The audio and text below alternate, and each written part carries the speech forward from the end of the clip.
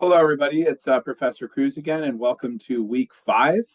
Kind of feels like we just started the class and we're already about to end it next week in week 6. That's kind of the nature of these accelerated courses. They go pretty quickly. This week's video is going to be a little bit of this week combined with next week because I want you guys to take a look at that final argument and kind of get started on that because we're kind of getting to the point where we're about to wrap this thing up, and I want to kind of walk you through the rest of what we have the best we can. So let me go ahead and share my screen here, and we'll take a look at the course. Helps if I click the right button. Okay. So you'll see this week's setup kind of similar. We've got our last of this kind of discussion post where we're doing the commenting on each other's, answering my question. I think you guys are doing a really good job with that. Just make sure we're opening conversations with our classmates, make sure we're answering the questions they're asking you, the ones I'm asking you. And remember, I'm telling you guys over and over, I'm not trying to argue with you or anything like that. I'm just doing like the devil's advocate thing. I'm throwing like what somebody could ask you, or like what the different side would show, because it just helps you strengthen your position. Remember, the idea isn't, ooh, I was asked a question, I have to change my position. It's okay to double down as long as, like, what would you say? How would you strengthen your commentary on your position if somebody were to give you that kind of challenge? And I think you guys are doing pretty good with that. You could see the evolution week to week of how we're engaging with each other on those discussion boards. So just keep that up. You guys you're doing good with that. This week we are talking about professional ethics and workplace ethics. We have our last 3 quizzes here. One is ethics in the workplace. One is for the codes of ethics, and then the other, chapter 14, I believe, is the government one. So that's like the last of like those social ones that are worked in that we didn't do like individual weeks for because of our timeline. I know it seems like a lot of work, but believe it or not, I did try to condense out as much stuff as we could that wasn't as necessary. But remember, you have to do 16 weeks worth of work in 6 to get the same credit. So at times it seems like a lot, it seems unmanageable, but unfortunately that's just the nature of accelerated courses. But like I said, for the most part, you guys are doing well. You're hanging in there. We got like a month and a half or to do all this. Yeah. So it's, I know it's tight, but just hang in there. We're almost done. Okay. So then next week we have the final argument that we're doing instead of our final exams. Then you have your final reflection and your post-survey of the ethical issues. We also have our extra credit coming up due like this coming weekend, if there's any of those stuff that you want to do. So any extra credit activities you want to do, you want to submit, are due by the 20th. Each one of these just shows you what the assignment is. You do it to the best of your ability. You submit it to this assignment here, and then I'll grade it when it comes in. If you have any questions about those extra credit assignments as you're doing them, definitely please feel free to reach out. This is a good way to make up for lost points. Remember, I don't take late work because, particularly in a class this fast, it would just put you behind, right? Trying to catch up. So like I always tell people, if you've got a 0 in the grade book somewhere, like the extra credit is a great opportunity to fill that in, because you have time to work on it instead of me saying, okay, well, get me this thing in 2 days, and then you're trying to do that and other things. So this is really helpful for that if you're looking to try to like bump your grade a little bit. So when we get to this week's assignment for the personal code of ethics, this one's really, I like to think it's kind of straightforward, but if you have questions, again, please feel free to reach out. This one's about writing your own personal code of ethics. And this is going to be like thinking about everything you've learned in the time of the class, everything that you're learning about codes of ethics this week. And it's like, what's the code of ethics that you would live by in your personal and professional life? It's going to be 200 words minimum in that first section. And really set it up however you want. You can do bulleted lists or numbered lists, planks. You can do a paragraph. If you do a Google search for like codes of ethics online, you can see kind of how people do them. There's a lot of different ways. So I'm not going to be very particular about that first section as long as it hits that 200 word minimum and you're talking about specific qualities that you want to live by, reasons why you want to live by them, etc. In that first part, why those things are important to you, and how they make up your personal code. Now, in the second part, this is where you're going to evaluate your code level. And you'll see in the chapter, there's 4 different levels of codes. There's the basic level, the currently obtainable level, the practical level, and the theoretical level. And, the basic level is like letter of the law, staying out of jail. Currently obtainable is like, the basic expectations of society, not particularly noteworthy. The practical level are like things that you could do with like a little concerted effort. You'll see in the textbook they talk about that's like the J.C. Penney, golden rule thing. So J.C. Penney department store, if you guys are familiar with them, back in the day they would say they're the golden rule company, and like you treat others the way you would want to be treated. It's about like going above and beyond. Like when I was a retail manager, I would tell my associates like give somebody the service that you would expect to get. So like this is why like when you work at Publix, that's not where I worked, but I know people who've worked there. They'll walk you to the item instead of pointing to the item. Like takes that little extra effort. And then the theoretical level is like that perfect level that it's hard to obtain. Like nobody can be perfect all the time, but like you achieve it. And it's that attempting to be perfect that's the commendable thing, right? So there's no correct answer here. Like whatever level you write it at, that's up to you. That's your personal thing. I just want to make sure that you can assess it like correctly. So what you're going to do is you're going to use, information from the chapter to kind of show how this is where your code fits. So like you'll go to the Madison Monroe textbook and you'll say Madison Monroe say that the practical level is blah blah blah blah. This fits my code because blah blah blah blah, right? Do a couple of those kind of things. Show a few little pieces about what makes up that code level, and then why you think yours fits within that. Okay. And then in the reflection, 150 words, just reflect on the code that you wrote, why those things were important to you, what like personal factors might have influenced it. Is it going to be easy or hard to follow? Et cetera, and just kind of reflect on like what you've written there. Okay. And so that will be the assignment. You'll do it in full APA, and they have, I've given you guys a few examples to use, so you can use that as guidance, or there's a sample paper in the APA module. But I'd like expect to see the title page, page numbers, a reference page with the textbook, a nice structured body to the paper. Like make it look like a nice solid college APA paper, and then submit it when you're done. Okay. And that is going to be due the end of this week, I believe, because I'm trying to get it done before you guys start on your final exam, or final argument, I should say. And so, let's do the 20th as well, which I believe Sunday. And then your quizzes and all that stuff. So as long as you get all this stuff done by the end of the week, you're good. And then the final argument is what we're doing next week. So you'll find your topic here. If you guys remember back at the end of module 1 or whatever, you guys chose your topics.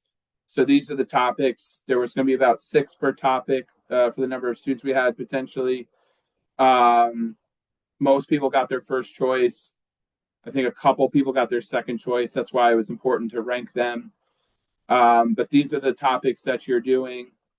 And you remember in module 1, it has like the question that you're answering for these topics. So please make sure you stick to the topic that you've been assigned. Okay. And then you're going to, these are the instructions. This tells you what we're doing. So you definitely want to look over this really well. I'm not going to read every single thing because it make this a very long video, but I'll hit the important stuff for you. It's a 3-minute oral argument that you're doing on video. There's a little bit of a threshold on that. So like the minimum I'm looking for is 2 minutes, 45 seconds. The max I'm looking for is like 3:15. There'll be point deductions for going over or under, because the idea is to try to hit that benchmark of 3 minutes. And then what you'll do is you'll post this to the discussion board in a video form, like we did in the first introduction MLK thing. That was kind of a practice to do the video. And then you'll do that by Monday night. So like the way it'll work is you can start working on this now. You can start recording it now, but the discussion board won't open until 12 a.m. on Monday, July 1st. So Sunday night, the discussion board opens up and you have that whole day to post it. So you can either do the video in advance, or you can just record the video in the moment live on Panopto like you've done, and then upload it. But it has to be done like that day by midnight. Like that's like the exam, right? So the idea is like this is a timeline just like a regular test, so we want to follow that. So your initial post goes up Monday night. Tuesday, you're going to reply to 2 classmates, kind of like we've been doing, where you ask them a question. And remember, guys, we're not trying to argue and fight here. We're just asking questions of our classmates to get them to defend their position, right? Just give them an opportunity to strengthen their position or answer a question about their position. Again, I'll have a question on there for you guys. And again, remember, my questions are just, doesn't mean I disagree with you. It just means that I'm asking you a question from a different perspective, because really that's the best way to create argument. Because like if you're never challenged on your position, then like you won't know where your strengths are, where your weaknesses are, what you haven't considered, what somebody could say. And that kind of stuff's important, because it doesn't seem like it, but like, it's not like you're all going to be on debate teams and stuff, but you will go out in society or even online on social media, and you'll say something and somebody will counter and say, well, what about this? And it's good to think that through and know like what you would say in that moment. So you'll do that by Tuesday night, and then by Wednesday, your responses to your classmates and me will be due. So it's a tight 3-day window, but this is like our exam period. Monday, put your video up. By Tuesday, do your 2 replies. And then by Wednesday, just kind of finish off and respond to the people who replied to you. When it comes to your 2 replies, it'll say in the instructions, one is somebody that has the same topic as you, and then the other can be anything that you want to reply to. But I would like you to at least respond to one person that has the same topic, okay? The video requirements, they're 3 minutes. You need to be standing up and away from the camera far enough to see that you're not just sitting and reading off your computer screen. That's important because, it's not about having something typed and like leaning and like doing this. It's about just having this casual type conversation while you're talking about your topic, the same as you would be like in front of a class. You can have one 3x5 note card to help, but they got to be handwritten notes. So that way we don't just put the computer on like 6-point font and then like print like 1,000 words on it. You can write some notes and just use them for like things that you want to hit. Maybe it's like your citations, or maybe it's, some points that you want to do. But you can only have it on one side, not on both sides. And you'll need to show that card to the camera beforehand. So like what you'll do, if this is your 3x5 card, you'll just show the shots one side, and then you'll show the other side, and then we'll see that you'll show that on camera that there's notes on one end. Your official time won't start yet. It says in the instructions that your time starts. Your official 3 minutes will begin when you say, hello, my name is so and so, and then you jump in, and then it'll end when you say thank you. So I'm not going to obviously deduct you for like times when you hit record and then step away or come back and hit it. It's the 3-minute chunk itself that is the presentation. So you can follow the instructions that we had in module 1 for your Panopto video. That'll be the same. This is the argument structure I want you guys to use. Keep it simple. Don't try to get super fancy or anything like that. This is something that I use with my students on the ethics debate team. This is something I used when I was on the ethics team. It's a real simple 3-point structure for an argument. Fill it in just like this. So like literally say this, like, I believe that, and you put your topic there. It's ethical or unethical for the following three reasons, and you state them. So, like, let's say I was doing one on capital punishment. I believe that capital punishment is unethical for the following three reasons. One, it's never worked as a deterrent. Two, it costs more to execute a prisoner than to keep them incarcerated for life. And three, there's a 4% margin of error when we execute prisoners, right?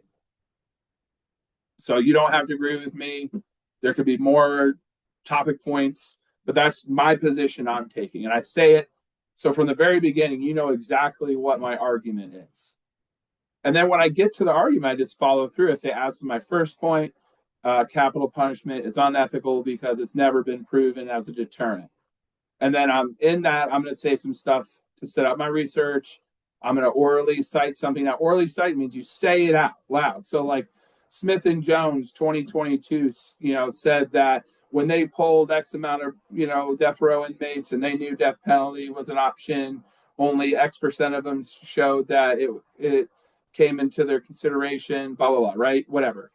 Making that up, obviously, but that's where you just say it. So oral citations, so we know that is, something that's come from your research that kind of helps strengthen that point. And then you just kind of connect it to your argument, elaborate a little bit, and like wrap up.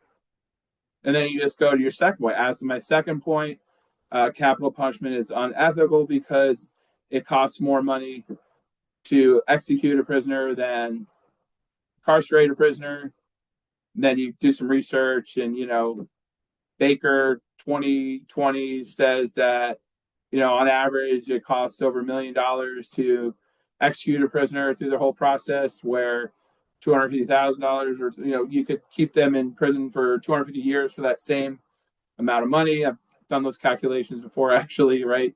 So blah blah blah, and then you just kind of that same process. And as my third point, capital punishment is unethical because there's a 4% margin of error. And then you set your research and you talk about how McCarthy, 2025 says 4 out of 100 people who get executed were innocent, da da da da, right? And so you kind of have that kind of stuff there on there. And then once you've made your 3 points, then just refute the counterpoint. So you just acknowledge possible objections to it and acknowledge opposing viewpoints, defend your position against it. So somebody might say, well, yeah, but the punishment should fit the crime. And if you kill somebody, then you deserve to die as well. And then I could go back to my position, like, yeah, but so since it's not going to deter anyways, then what kind of sense of justice are we really getting? And da da da, right? And I'm just going to say, again, it's like what I've been kind of preparing you guys for on the discussion boards. It's like, what could somebody say against your argument, and what would you say back? The same thing we did in the final assignment of the critical thinking application process, right?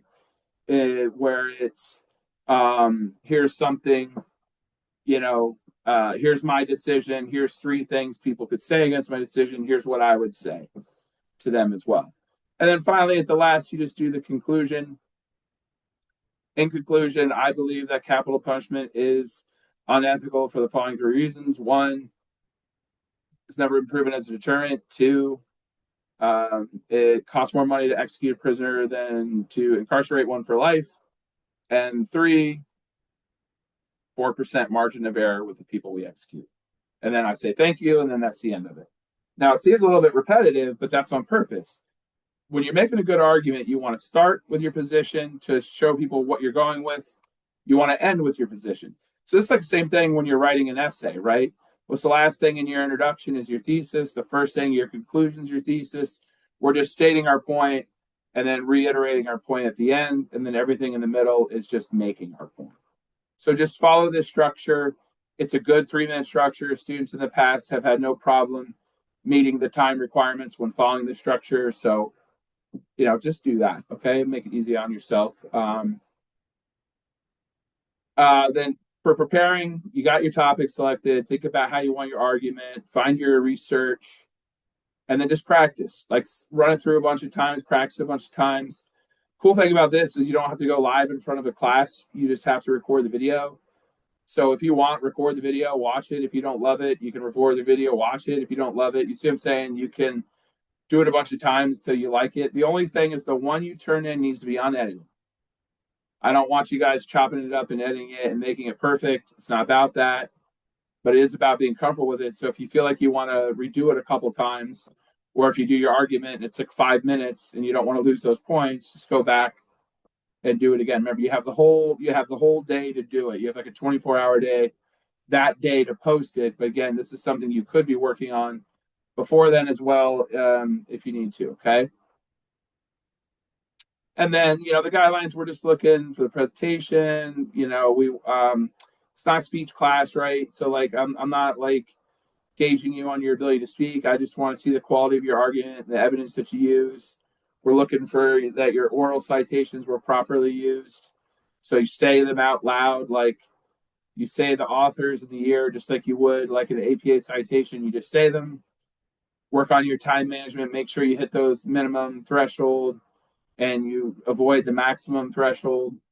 And then your materials are that 355 card we talked about. And so if you just do your research, practice speaking, and staying focused on the argument, you should be really good on it. Okay. And I'm not looking to kill you guys on the grading on this. It's more about the effort, man. Can I see what you're trying to get at with the argument here? And so I put a video on here that I would like for you guys to watch to it shows about how to go on the SBC databases and search for your articles, because that's the one thing. Those articles, they need to be peer reviewed academic articles from the SBC databases within the last 5 years. That's the scope of our research. So this is a short video. It's like 20 something minutes where I kind of go through the databases, show some search, show you how to get there and use some tips. So I definitely recommend, watching that when you get a chance to help with your research. And then you'll submit on the same day that you submit your